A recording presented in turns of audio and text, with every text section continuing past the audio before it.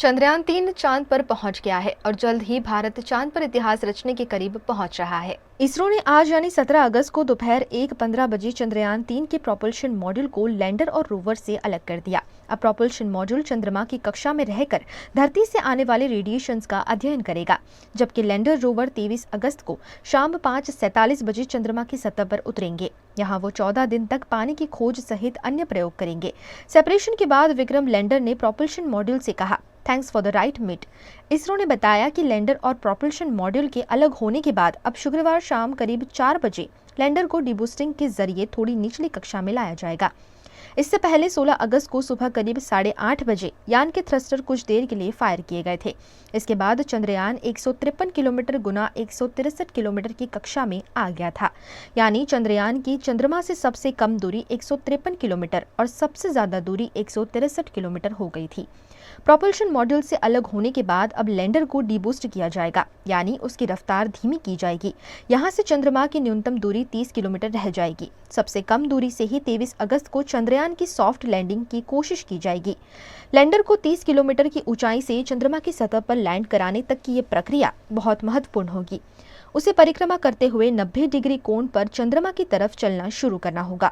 Landing की प्रक्रिया की शुरुआत में चंद्रयान-3 की रफ्तार करीब 1.68 किलोमीटर प्रति सेकंड होगी। इसे थ्रस्टर की मदद से कम करते हुए सतह पर सुरक्षित उतारा जाएगा। गुजरात बीजेपी में अंतर्कलह और पर्चा कांड के बाद जामनगर में 2 महिला नेताओं के बीच सरेआम तू-तू मैं-मैं ने पार्टी के लिए नया बखेड़ा खड़ा कर दिया है।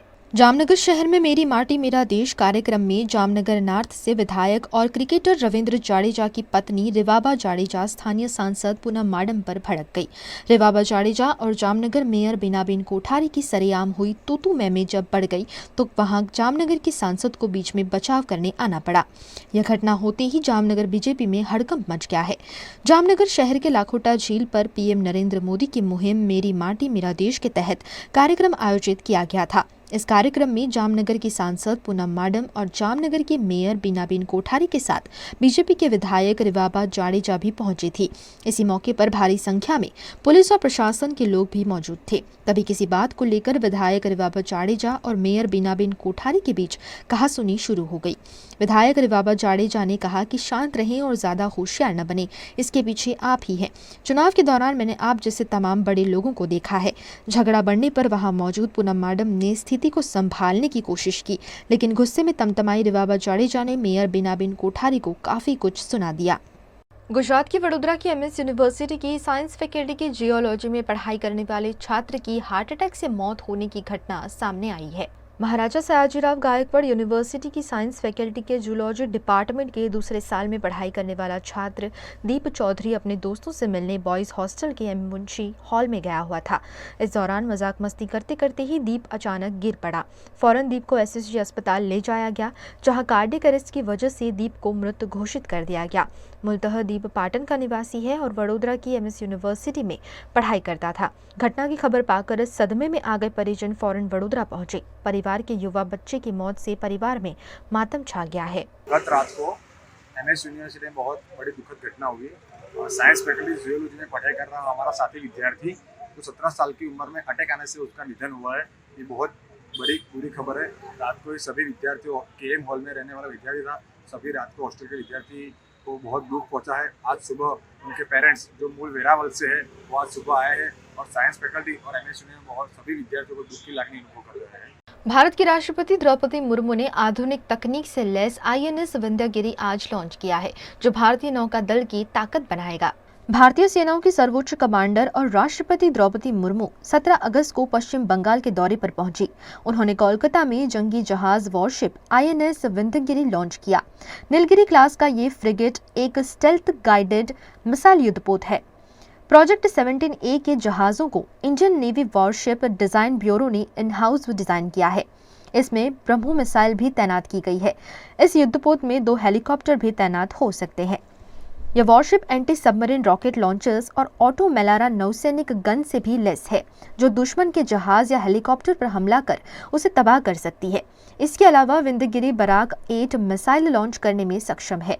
यह बेहतर स्टेल्थ फीचर्स, एडवांस हथियार, sensor, platform, management system, latest radar system और एंटी सबमरीन वेपन सिस्टम से लैस है।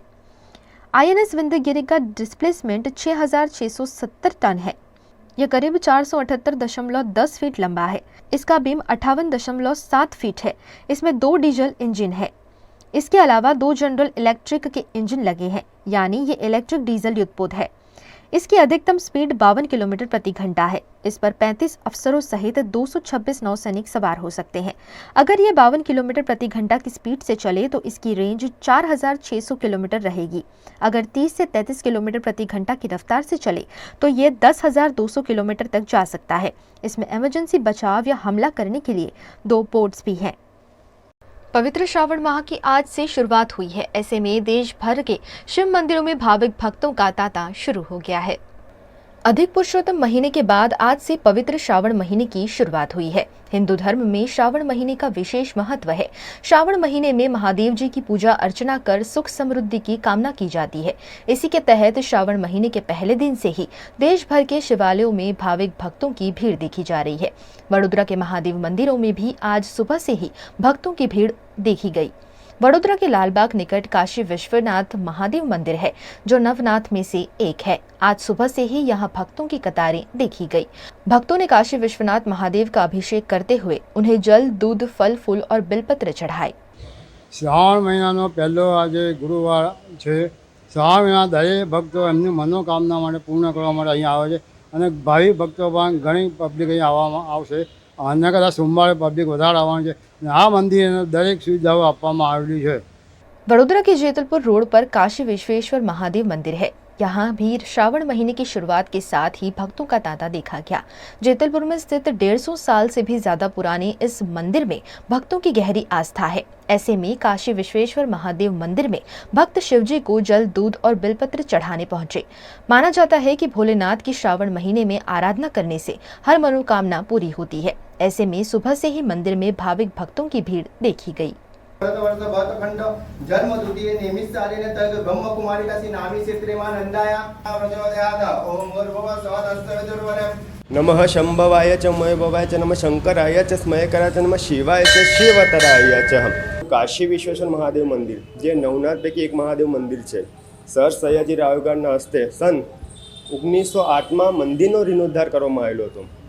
આ મંદિરમાં જે લિંગ છે એ સ્વયંભૂ લિંગ છે। આ મંદિરની માન્યતા એવી છે કે જે પણ ભાવિ ભક્તો સંપૂર્ણ શ્રાવણ માસે બીલી, ફૂલ, દૂધ કે મધ જે પણ વિવિધ દ્રવ્ય ચરાવે છે બધાની મનોકામના પૂર્ણ થાય છે।